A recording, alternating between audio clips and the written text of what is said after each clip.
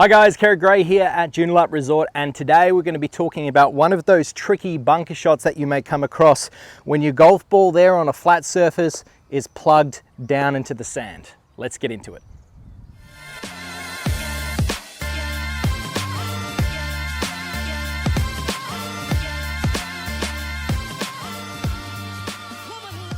Unfortunately, our games sometimes don't go to plan and we can end up in a situation in which we don't practice too often. What we've got here, we've got a golf ball that's half plugged down into the ground on a flat surface. Now, usually when you get a plugged lie, it's because the golf ball is flying into the face of a bunker, and therefore the face of the bunker stops the motion and then it just sits into that face there.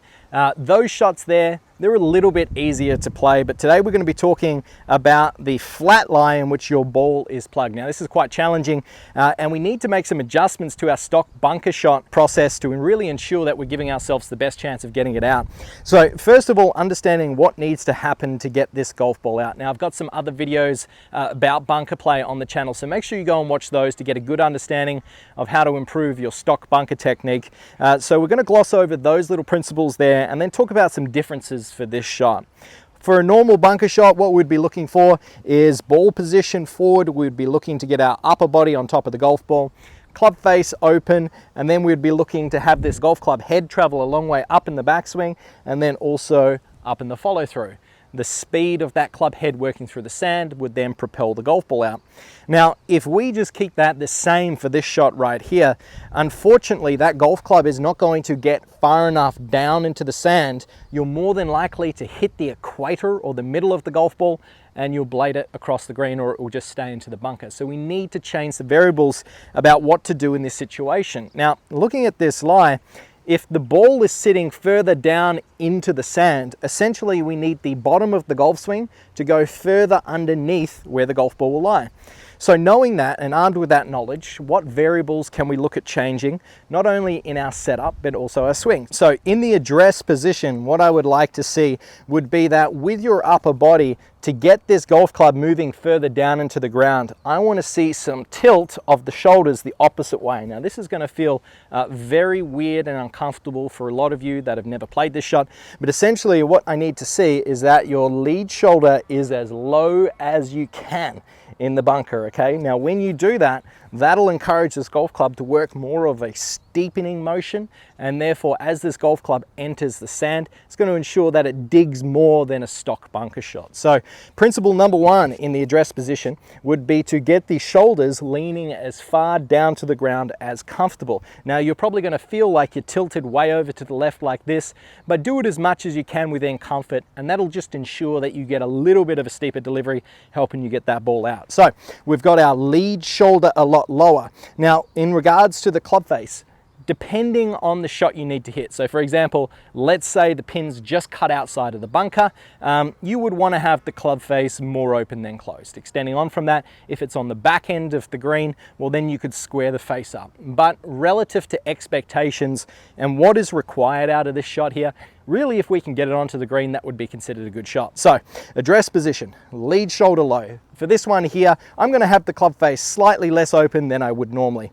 Now, here's the real big thing. In the downswing, what we're looking for is a lot more of a down hinging motion with our wrists. We really need to get a steeper delivery combined with the tilt of our shoulders to ensure that this golf club is going down and into the sand. Once again, this golf ball is not going to pop out like a normal shot. It's probably going to launch a little bit lower and release out. So expectation wise, let's just try and get this ball on the green.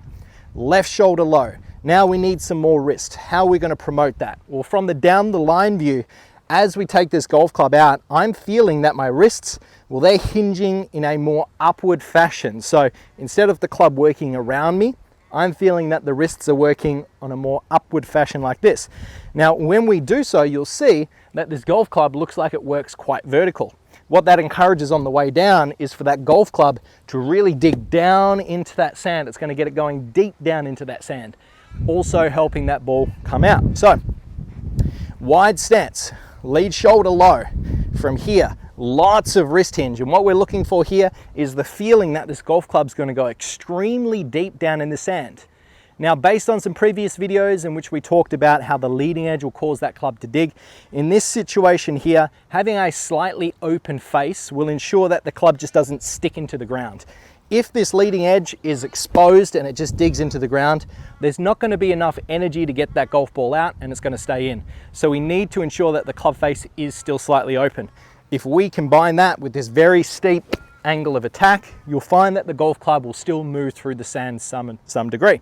So stepping into it, lead shoulder low, club face open, lots of wrist.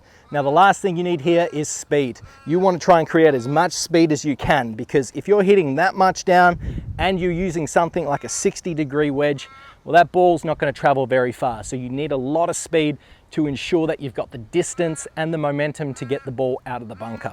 Let's see how it all puts together. Lead shoulder low, lots of wrist, lots of hinge, lots of speed. And that one there, that popped out quite nicely. May have run on about 10 or 15 meters. However, based on the lie and the expectations for this shot, I'd be pretty happy with that. So I hope you enjoyed today's video. This was all about how to get out of those half-plug lies on a flat surface. Quite a challenging shot for a lot of you. Really something to be mindful of how to play these shots. We need to create a steeper delivery to the golf club, ensuring that the club face is still open. The way that we do that is tilt our shoulders down to the ground, increase our wrist hinge, create lots of speed with an open face, and then that can help that ball pop up and then hopefully stop before it runs across the green. I'm Kerrod. Please like and subscribe, and until next time, thanks for watching.